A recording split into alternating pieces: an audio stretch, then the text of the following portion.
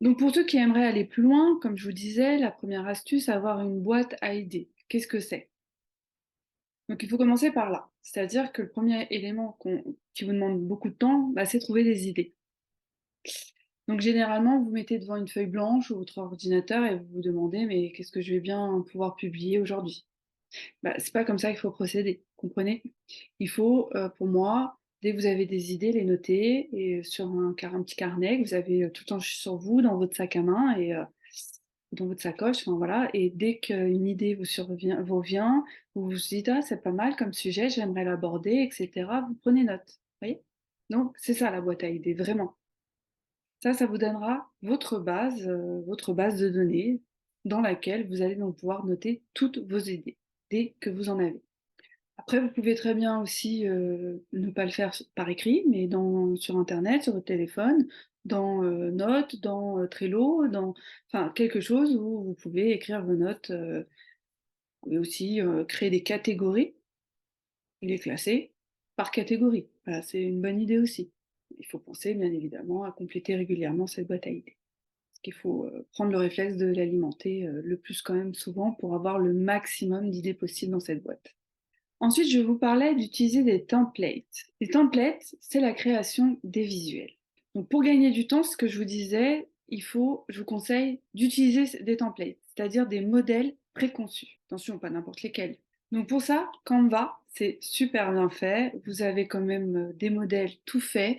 Il ne reste plus qu'à personnaliser, bien évidemment, à votre sauce. D'ailleurs, il faut que vous ayez votre propre charte graphique. C'est le mieux. Concernant votre identité de marque, votre charte graphique, tout ça, je vous en avais déjà parlé donc dans une vidéo précédente. Il faut vraiment que vous définissiez votre charte en fonction avec des couleurs ou une couleur qui vous correspond, un logo, un symbole, un titre accrocheur, etc., un slogan, enfin voilà. Et puis ensuite, vous allez sélectionner plusieurs templates et donc les personnaliser avec votre charte graphique. Donc ensuite, à vous de personnaliser votre template, soit les images et la zone de texte. Et vous verrez, ça va vous permettre de gagner vraiment beaucoup, beaucoup de temps. En plus, les visuels, ça marche très bien, et en particulier surtout sur Instagram. Voilà, donc du coup, vous avez tout regroupé, vos kits de templates prêts à l'emploi, voilà. L'intelligence artificielle, j'ai déjà fait donc une vidéo précédente là-dessus. Ça vous accompagne, ça vous aide à écrire des articles, ça vous aide aussi peut-être à trouver des idées sur un sujet, etc. Donc je vais pas revenir là-dessus parce que j'ai déjà fait un article dessus. Donc je vous invite à revoir cet article. Alors pour l'astuce de créer du contenu en lot, vous allez me dire qu'est-ce que c'est? En fait, on peut décortiquer étape par étape la création d'un post pour vos réseaux sociaux de A à Z. La recherche d'idées, la création de visuels, la rédaction du descriptif. Lorsqu'il s'agit de créer du contenu, nous suivons généralement tout ce processus. Cependant, il existe deux façons de suivre ce processus. C'est façon 1 en boucle et façon 2 en lot. Alors, qu'est-ce que ça signifie?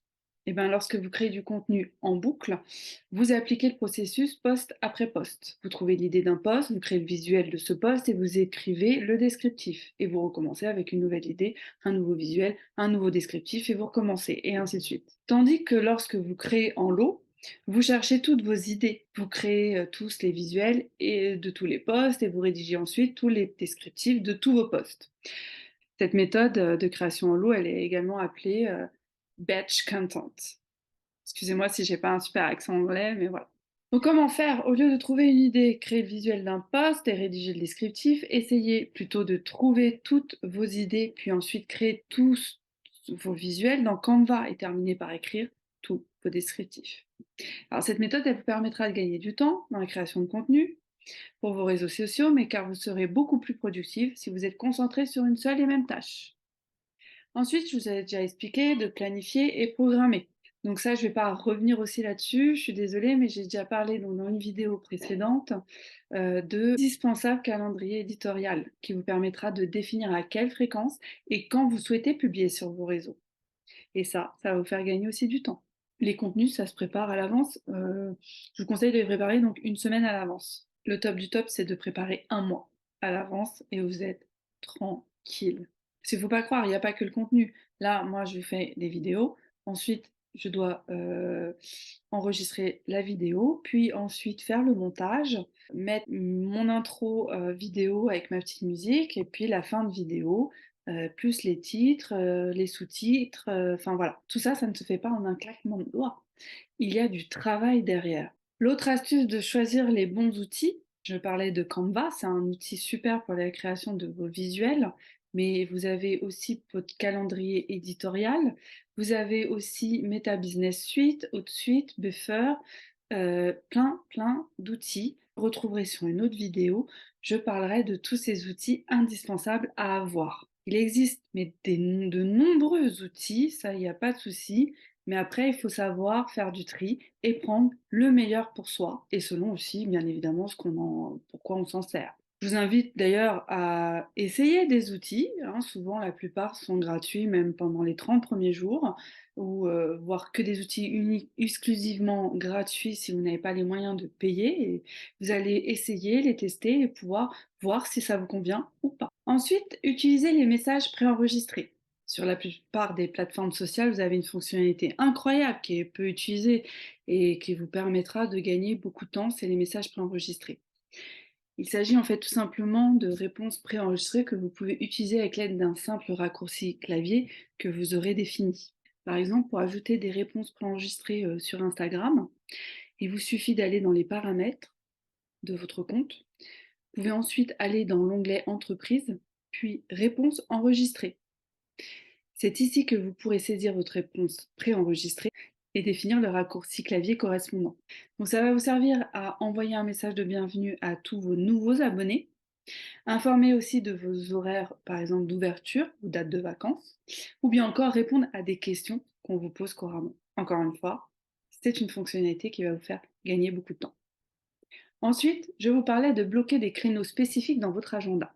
Par exemple, je vais bloquer tous les matins de 9h à 9h30 pour répondre aux commentaires et aux messages reçus. Une idée.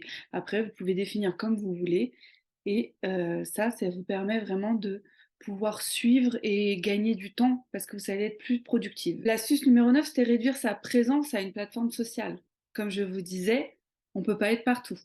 Recycler son contenu. Vous inquiétez pas aussi, au début, les outils, il faut aussi vous les maîtriser et puis savoir bien les utiliser, ce qui va un peu plus vous perdre du temps là-dessus. Mais une fois que vous les avez en main, ça va aller tout seul et vraiment, ça va vous faire gagner énormément de temps. Voilà. Donc en tout cas, n'hésitez pas si vous avez des questions là-dessus, je reste à votre disposition. En tout cas, à très bientôt. Ciao, ciao.